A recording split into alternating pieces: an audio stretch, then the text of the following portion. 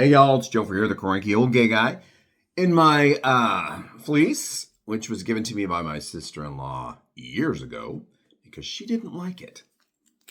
But it keeps me warm in a chilly house. I have yet to turn on the furnace because I don't want to until November.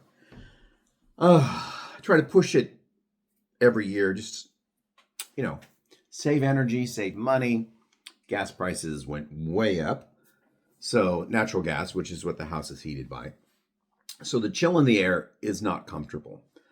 I woke up this morning to everything outside being wet. I didn't expect rain, but evidently that's what happened overnight. Walked the dog this morning and everything was getting wet, but it's not really raining. It's more like a fog that's just really, really wet, but it's not fog. I can see distances, but everything is still getting wet.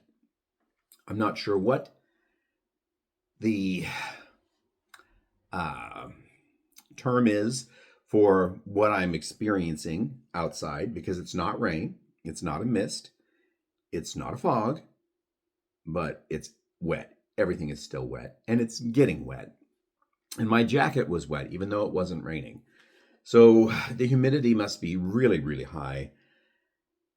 And I wanted to say, I don't know what the meteorological term is. That's the word I, for some reason, couldn't come up with. I would like to say I was not a big Kiss fan. I mean, some of their stuff's okay, but I never followed them. But Ace Frehley of Kiss did pass away yesterday from a brain bleed. That's right. That's what I had, was a brain bleed. So I guess that's a connection. But I'm not sure. Bob Saget, the same thing. Alice from the Brady Bunch. Now, the latter two had fallen and hit their heads and then not been treated. Ace Frehley had fallen, but it sounded like he was being treated. It just kept getting worse. So maybe, I don't know what the whole thing was. For me, I don't remember ever falling. So I don't know what caused mine. And I did put off getting it treated for almost 5 weeks, which was probably a mistake. But, it's what I did. Today, I'm looking outside, like I said. It's miserable. Looking at tomorrow's weather, it's only 9% chance of precipitation. And tomorrow is the big No Kings rally, which will bring out thousands and thousands and thousands of people in the Portland area. They're going to be meeting in many, many towns in Oregon, but in the Portland area, I know there's some gatherings just in the close-in suburbs and in the distant suburbs that are still Portland. But the big gatherings, there's going to be 3 spots on the east side of the river. 2 spots on the east side of the river, one by the Hawthorne Bridge and one at the convention center. And then there's also a big group on the southwest side at Pioneer Place, and another one at Sylvan, which is up in the West Hills. And I think Tiger's having one, and Hillsborough have announced one. But the 3 that are close into Portland, downtown, everyone's going to meet at these places.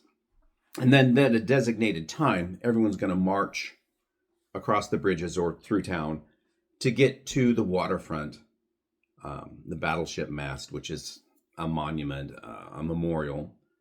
I think it's to World War II. I don't think I've ever really read the plaque and paid attention to it. But that's where they're going to meet, and they're going to have speeches and all this stuff. I don't foresee any big interactions with government officials, as those are down by the ice facility, which is in southwest Macadam area. You can walk to it, but it would be a while to get there. And there are protesters there round the clock, at least a dozen, and they're probably still going to be there. But I don't think ICE is going to move on crowds of thousands and thousands and thousands of people, because I'm thinking, I'll say 10,000 or more. Yeah, because I think the one in the summer had over 10,000. So this is going to be a bigger march.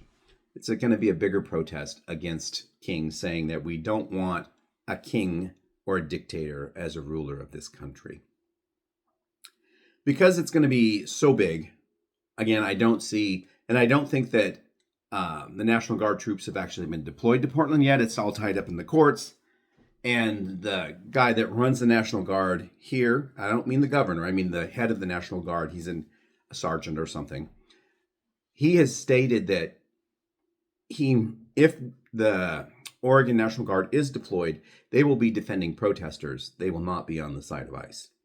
So I don't think anything's going to happen tomorrow, violent-wise. It's just going to be a big conglomeration and mass marches across the country. I mean, millions of people will be marching. Millions and millions of people will be marching in protests tomorrow, marching against what's happening in our government, and as our government is becoming an authoritarian police state. What makes me cranky?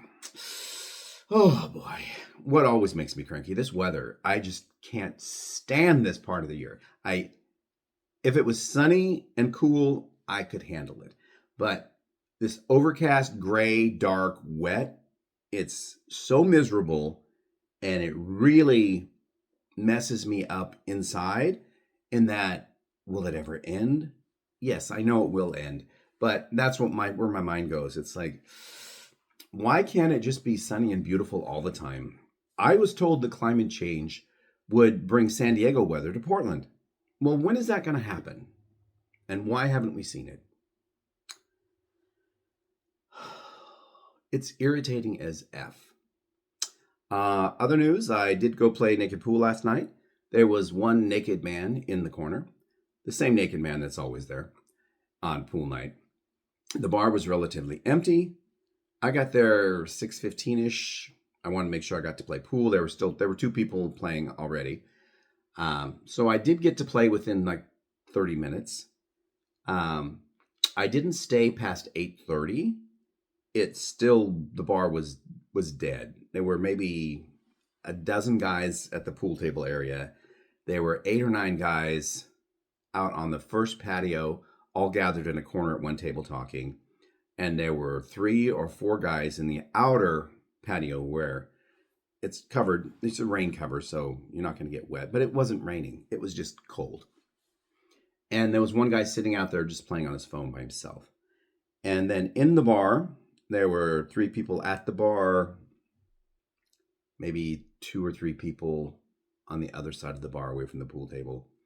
And gosh, even the lottery machines weren't busy. Usually they're always busy on Thursdays. People come in just to gamble. People in the neighborhood come in. Straight people come in just to gamble. And I didn't see a lot of that last night either. It was just a really quiet, dead night. So after my second round up at the table, the line had gotten really long. It would be another hour or so before I could play again. And I opted just to come home because I didn't want to wait around. There's nothing happening there. There's nobody to talk to. It was really, really dead. And when I say nobody to talk to, I can talk to anybody. They just might not want to talk to me. There was nobody that I wanted to get into a discussion with, put it that way. Did it make me cranky? It didn't really make me cranky. It was sad. It seemed like the place was dying. I know the bar's not dying. It's doing well, I believe. But if you were just to walk in there last night and make a call, I would say, oh my God, this bar is dying. Not the case. It was just a slow night. Don't know why. Maybe it was a weather change. It was getting colder. It got dark early. I came home. Couldn't find any parking around my house because there's something at the Alberta Theater a block over. Every car space was taken, so I parked 2 blocks away. That's right, 2 blocks away from my house. Ridiculous. Came in, watched another episode of the Ed Gaines Netflix show. It's that serial killer guy from the 40s and 50s. That a lot of modern horror is based on, like the Texas Chainsaw Massacre, anything where they cut your skin off and wear it. Yeah, Silence of the Lambs. All of those things were inspired by this guy. I did hear car movement while I was watching TV because they're right outside my house. So when I finished up that episode, I did find a space closer to my house across the street. And I put on my little slippers and I walked 2 blocks to grab my car and bring it home. And it does make me cranky, as I don't think I should be required to do that, but I don't want to leave my car where I can't see it, because that's when the car gets broken into on a dark area that no one wants to park, which is why probably that space was open when I parked there. Okay, this is going to sound really selfish, but I would like to see reserved parking for people that live in the neighborhood, at least one space outside of their home on the street reserved just for them, because it is irritating as all get out when you go anywhere in the evening and you don't have a place to park when you come home. Ridiculous. They have handicap spaces that you have to have a permit for. Well, why not give the residents a permit, each one of them, so they can have a place to park when they come home as well? Yeah. And the city's always trying to encourage public transport or transportation. So if you make it difficult for these businesses on Alberta for people to drive to them, that's going to force people into riding the bus, right? Right? And if the city was smart, they would have parking lots that are just for park and ride, to ride the buses in the area. There would be one on MLK, there would be one on 42nd, there would be one in Hollywood, 2 or 3 in Hollywood, and in Southeast, and so on. But instead, the only park and rides that are available are miles and miles outside of town, where it's going to be a 30-minute ride once you get to the train, and you're going to wait, 20, 30 minutes to catch a train or a bus. And then you have to take 30 minutes or so to get there. If they would do them in the residential areas, the business parts of the residential areas, there are plenty of parking lots that they could co-opt, especially in the evening, and use them as park and rides. People would drive into town, they would park in these lots, and then take transport or buses or trains to where they need to go. And that would not put the residential neighborhoods in parking jeopardy like they are right now. So you 12 people on city council, I don't know who's in charge of transportation, but you really need to look into that. On that note, which is, boy, that note sounds like a D minor. I don't know. I don't really study music.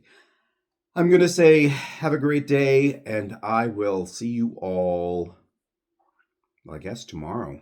And again, No Kings, I'm going, and I will try to be live streaming some of it.